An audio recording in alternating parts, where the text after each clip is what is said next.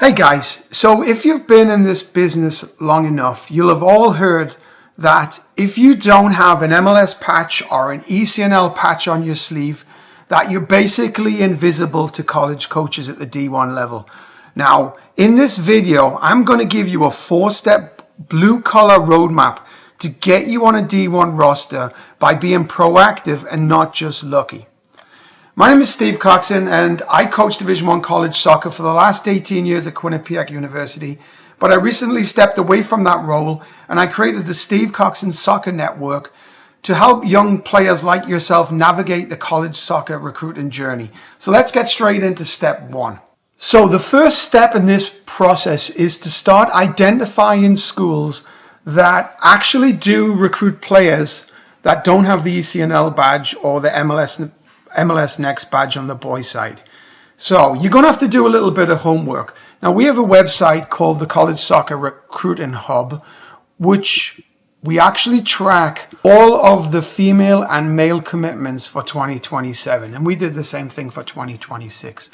So when you go into the screen, hopefully you'll be able to see this list. It might be a little small, but at the top of the list you've got schools like Yale and Penn State, Boston College, Pitt, Columbia, Providence, Brown, UConn. Big time schools. For the most part, they're focusing really keying in on those ECNL and MLS Next players. But if you scroll to the very, very bottom of the screen, you'll see a bunch of schools like Niagara, Canisius, St. Peter's, FDU, Rider, Siena. Now, these schools all play in the NEC or the MAC conference.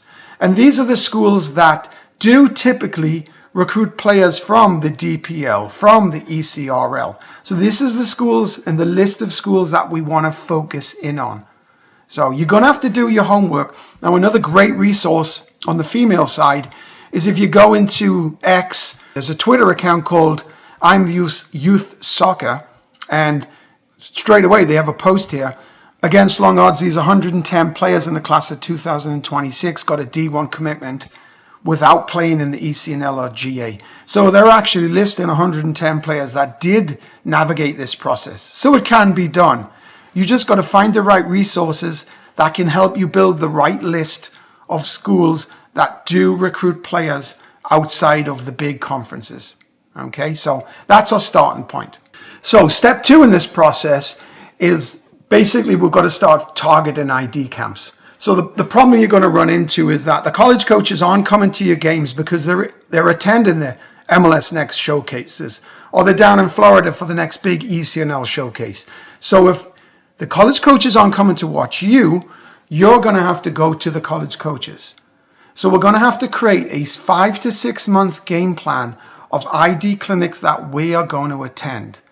And basically, we're going to take that list that we built from the first step of schools that target non-ECNL players, and then we're going to apply that to the ID clinics.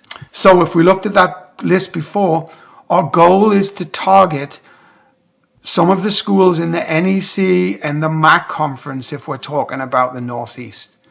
And there's a perfect example. In April of 2026, Marist is going to be hosting an ID clinic.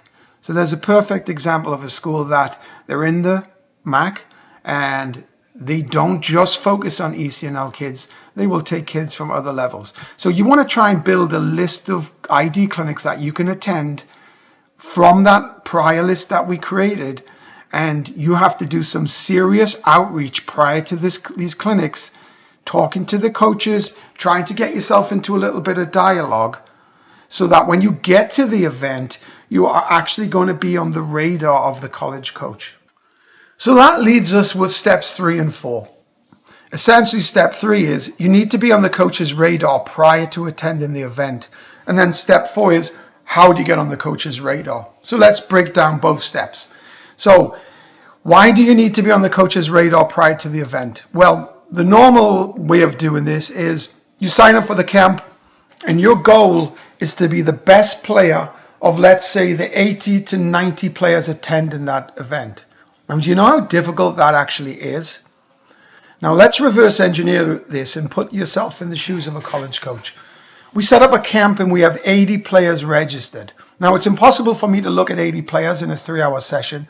So the first thing I'm going to do is I'm going to go down this list of 80 players and I'm going to identify players that I have either had conversations with or that they have resumes or highlight videos that stand out. So let's just say from that list of 80, I eliminate 70 of them. So now we're down to 10 players.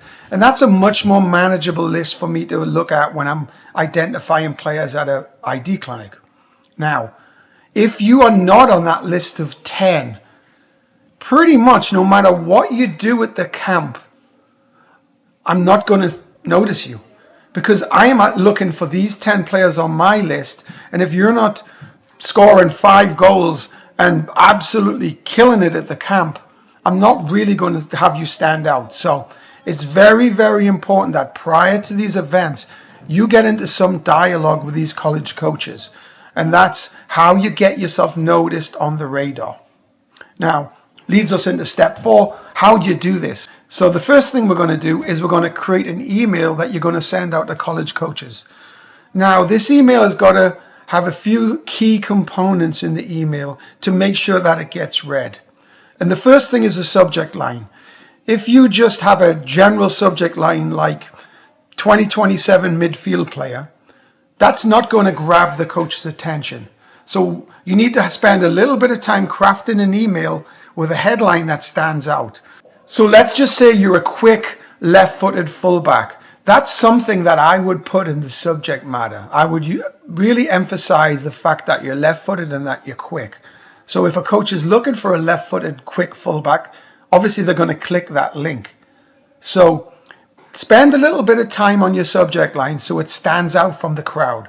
And then the next thing we want to do in the email is we need to discuss a little bit about the school you're sending the information to, because you are trying to get the coach to read your email. So you want to spend a little bit of time talking about their program and why you see yourself fitting into their system. Or maybe you want to congratulate the coach because let's just say they won the MAC title last year or they won the NEC championship. Mention that in the email so the coach knows that you're not just cutting and pasting and sending the same information to everybody. And then finally what we want to do is we want to put in a little bit about our resume, and obviously we want to put our highlight video link in.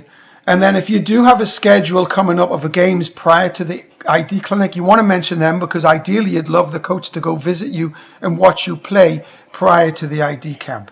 So it's very, very important that you make that contact to the coach first and you don't just show up at that event expecting to be the best player.